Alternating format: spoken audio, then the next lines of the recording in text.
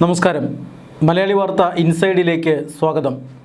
പശ്ചിമ ബംഗാളിൽ മാറ്റത്തിൻ്റെ കൊടുങ്കാറ്റ് വീശുകയാണ്. 15 വർഷം നീണ്ട മമതാ ബാനർജി ഭരണത്തിൽ സംസ്ഥാനത്ത് വിവാദ വിഷയമായ കാര്യങ്ങൾ മാറ്റിയെഴുതുകയാണ് മുഖ്യമന്ത്രി സുവേന്ദു അധികാരി. ഭരണത്തിൻ്റെ കരുത്തിൽ മമത കാട്ടിക്കൂട്ടിയ മണ്ടത്തരങ്ങൾ BJP തിരുത്തുന്ന കാഴ്ചയാണ് നമ്മളിപ്പോൾ കാണുന്നത്. ജനങ്ങൾ സഹികെട്ടിരുന്നു. മുൻകാല തിരഞ്ഞെടുപ്പുകളിൽ ജനങ്ങളെ ഗുണ്ടകൾ ഭയപ്പെടുത്തിയിരുന്നു. ഇന്ന് പട്ടാളത്തിൻ്റെ കാവലിൽ ജനം വിധിയെഴുതിയപ്പോൾ ഫലം മറ്റൊന്നായിരിക്കുന്നു. ഗുണ്ടകൾക്ക് മുന്നിൽ ഇനി വഴങ്ങില്ലെന്ന് ജനം ഒരേ സ്വരത്തിൽ പറയുന്നു. ഗുണ്ടാ പ്രവർത്തനങ്ങൾ ഇനി അനുവദിക്കില്ലെന്ന് പുതിയ മുഖ്യമന്ത്രി സുവേന്ദു അധികാരിയും പറയുന്നു. 294 അംഗ നിയമസഭയിലേക്ക് നടന്ന തെരഞ്ഞെടുപ്പിൽ 207ലും ജയിച്ചു കയറിയത് BJP ആയിരുന്നു. ഇനി ഒരു മണ്ഡലത്തിലെ ഫലം വരാനിരിക്കുന്നു. 2016 വെറും 3 സീറ്റ് മാത്രമുണ്ടായിരുന്ന പാർട്ടിയാണ് 2021 77ലേക്കും 2026 207ലേക്കും സീറ്റ് നില ഉയർത്തിയത്. BJP ബംഗാളിൽ നേടിയത് ചരിത്ര വിജയമായിരുന്നു. മമതാ ബാനർജിയുടെയും അവരെ പിന്തുണയ്ക്കുന്ന അധോലോകത്തിൻ്റെയും കാറ്റുപോയ തെരഞ്ഞെടുപ്പായിരുന്നു ഇത്. മുഖ്യമന്ത്രിയായി തിരഞ്ഞെടുക്കപ്പെട്ട സുവേന്ദു അധികാരി ബംഗാളിൽ ഇപ്പോൾ കാര്യങ്ങൾ മാറ്റിമറിക്കുകയാണ്. അധികാരത്തിലെത്തി 10 ദിവസങ്ങൾക്കകം നിരവധി മാറ്റങ്ങളാണ് സുവേന്ദു സർക്കാർ കൊണ്ടുവന്നത്. ബംഗാളിൽ ജനം പുതിയ BJP സർക്കാരിന് വേണ്ടി നിർത്താതെ കൈയടിക്കുന്നു.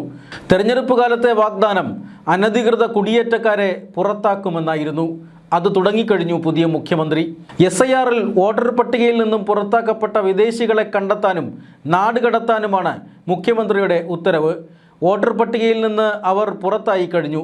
അവരെ ഇനി രാജ്യത്തു നിന്നും നാടുകടത്തേണ്ട സമയമാണെന്ന് അദ്ദേഹം വെട്ടിത്തുറന്ന് പറയുകയാണ്. അതിനുള്ള നടപടിക്രമങ്ങൾ ആരംഭിച്ചു കഴിഞ്ഞു. ബംഗ്ലാദേശികൾ നാടുവിടാനുള്ള ശ്രമത്തിലാണ്. മമതാ ഭരണത്തിൽ ഇവർക്ക് എല്ലാവിധ പിന്തുണയും പ്രോത്സാഹനവും ലഭിച്ചിരുന്നുവെന്ന് ഓർക്കണം. മതാടിസ്ഥാനത്തിൽ മമതാ സർക്കാർ നൽകി വന്നിരുന്ന എല്ലാ സർക്കാർ സഹായങ്ങളും നിർത്തലാക്കുകയാണ് സുവേന്ദു സർക്കാർ ചെയ്ത രണ്ടാമത്തെ കാര്യം.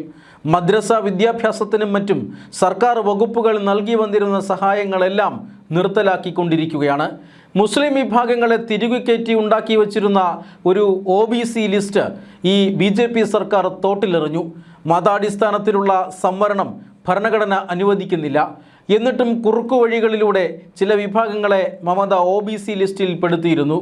സംസ്ഥാനത്തുള്ള അന്താരാഷ്ട്ര അതിർത്തികൾ സുരക്ഷിതമാക്കാൻ BSFന് 600 ഏക്കർ ഭൂമിയാണ് അനുവദിച്ചത്.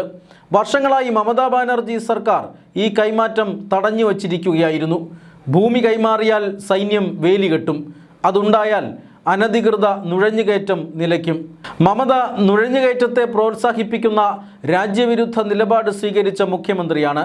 ഈ തെറ്റാണ് സുവേന്ദു സർക്കാർ തിരുത്തുന്നത്. 600 ഏക്കർ ഭൂമി അടിയന്തരമായി BSFന് കൈമാറാൻ ആദ്യ ക്യാബിനറ്റിൽ തന്നെ തീരുമാനമായി. 45 ദിവസത്തിനകം ഭൂമി കൈമാറാനുള്ള പ്രവർത്തനങ്ങൾ പുരോഗമിക്കുകയാണ്.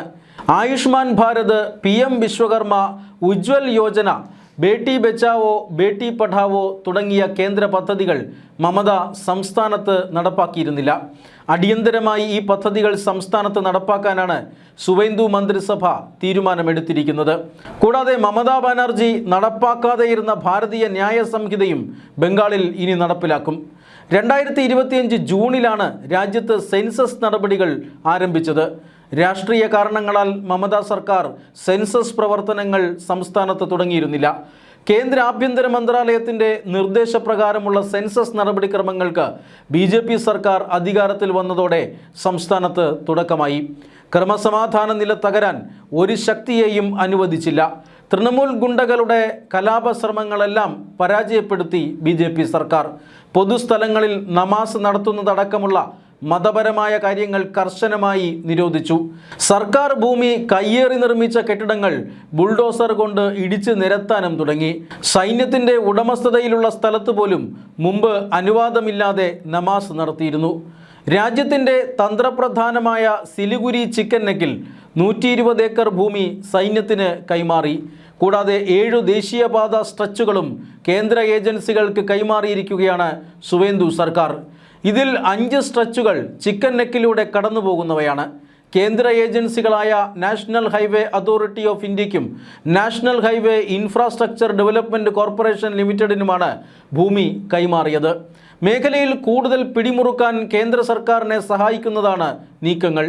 തൃണമൂൽ ഭരണകാലത്ത് നടന്ന അഴിമതി കേസുകളും സ്ത്രീകൾക്കെതിരായി നടന്ന അതിക്രമങ്ങളും അന്വേഷിക്കാൻ ഹൈക്കോടതി ജഡ്ജിയുടെ നേതൃത്വത്തിൽ ഒരു അന്വേഷണ കമ്മീഷനെയും നിയമിച്ചു കഴിഞ്ഞു. ഇങ്ങനെ 10 ദിവസം കൊണ്ട് സംസ്ഥാനത്തെ തിരികെ പിടിക്കാനുള്ള നിരവധി പദ്ധതികൾക്കാണ് BJP സർക്കാർ തുടക്കം കുറിച്ചിരിക്കുന്നത്. ഒന്ന് പ്രതിഷേധിക്കാൻ പോലും കഴിയാതെ മൂലക്കിരിക്കുകയാണ് മമതയും സംഘവും. മഹുവ മൈത്ര അടക്കമുള്ള തൃണമൂൽ സിംഘങ്ങളുടെ പല്ലുകൊഴിഞ്ഞു. 80 അംഗങ്ങളുണ്ടെങ്കിലും തൃണമൂൽ കോൺഗ്രസിന് സുവേന്ദു അധികാരി സർക്കാരിനെതിരെ ഇപ്പോൾ ശബ്ദിക്കാൻ പോലും കഴിയുന്നില്ല. നിയമസഭയിൽ റീപോളിംഗ് പ്രഖ്യാപിച്ച ഫാൾട്ട മണ്ഡലത്തിൽ തെരഞ്ഞെടുപ്പിന് മണിക്കൂറുകൾക്ക് മുമ്പ് തൃണമൂൽ സ്ഥാനാർത്ഥി മത്സരത്തിൽ നിന്നും പിന്മാറി. BJPക്കെതിരെ രാഷ്ട്രീയ കൂട്ടായ്മയുണ്ടാക്കാനുള്ള മമതയുടെ ശ്രമങ്ങളും പാളുകയായിരുന്നു. ഇടതു പാർട്ടികളെയും കോൺഗ്രസിനെയും കൂട്ടി സംസ്ഥാനത്ത് ഇന്ത്യ മുന്നണി ഉണ്ടാക്കാനായിരുന്നു മമത ശ്രമം നടത്തിയത്. എന്നാൽ അത് തൽക്കാലം വേണ്ടെന്ന നിലപാടെടുത്ത CPM-ഉം കോൺഗ്രസും മമതയെ ഓടിക്കുകയായിരുന്നു. ഇതോടെ വിശാല പ്രതിപക്ഷമെന്ന മമതയുടെ മോഹം പൊലിയുകയായിരുന്നു. ദേശീയ തലത്തിൽ ഇടതു പാർട്ടികളുമായും കോൺഗ്രസുമായും സഖ്യത്തിലാണ് തൃണമൂൽ കോൺഗ്രസ്. പക്ഷേ ബംഗാളിൽ അവർ ഈ മുന്നണിയെ അടുപ്പിച്ചിരുന്നില്ല. 34 കൊല്ലം സംസ്ഥാനത്ത് തുടർച്ചയായി ഭരണം നടത്തിയ CPM-നെ താഴെ ഇറക്കിയത് മമതയാണ്. പിന്നീട് ഒരിക്കലും തലപൊക്കാൻ അവർ CPM-നെ അനുവദിച്ചില്ല. 15 കൊല്ലം സംസ്ഥാനത്ത് അപ്രമാദിത്വം നിലനിർത്തിയ മമത അപ്രതീക്ഷിതമായി വീഴുകയായിരുന്നു. ഗുണ്ടകളെ ഉപയോഗിച്ച് ക്രമസമാധാനം തകർത്തതും ന്യൂനപക്ഷ പ്രീണനം നടത്തിയതും മമതയ്ക്ക് വിനയാവുകയായിരുന്നു. സഹികെട്ട ഭൂരിപക്ഷ വിഭാഗം BJPയോടൊപ്പം നിലയുറച്ചതോടെ പതനം പൂർത്തിയായി. സംസ്ഥാനത്ത് SIR നടപ്പിലാക്കിയതും തെരഞ്ഞെടുപ്പ് സമയത്ത് നടത്തിയ കേന്ദ്രസേനാ വിന്യാസവും മമതയ്ക്ക് തിരിച്ചടിയായി മാറുകയായിരുന്നു. രണ്ടിനെയും മമത ശക്തിയുക്തം എതിർത്തിരുന്നു. രണ്ടിനെതിരെയും അവർ നിയമ പോരാട്ടം നടത്തിയെങ്കിലും മമതയുടെ വാദങ്ങളെ കോടതി നിഷ്കരണം തള്ളിക്കളഞ്ഞു. ഒടുവിൽ തെരഞ്ഞെടുപ്പിൽ ജനം ആവേശത്തോടുകൂടിയാണ് പങ്കെടുത്തത്. 2 ഘട്ടം തെരഞ്ഞെടുപ്പിലും സംസ്ഥാനത്ത് റെക്കോർഡ് പോളിംഗാണ് രേഖപ്പെടുത്തിയത്. സംസ്ഥാനത്തിൻ്റെ ചരിത്രത്തിലെ ഏറ്റവും വലിയ പോളിംഗ് ശതമാനം രേഖപ്പെടുത്തിയപ്പോൾ മമത ഔട്ട്. മമത വീണതോടെ രാജ്യസുരക്ഷയുമായി ബന്ധപ്പെട്ട പഴുതുകൾ സുവേന്ദു അധികാരിയും കേന്ദ്ര സർക്കാരും ചേർന്ന് അടയ്ക്കുകയാണ്.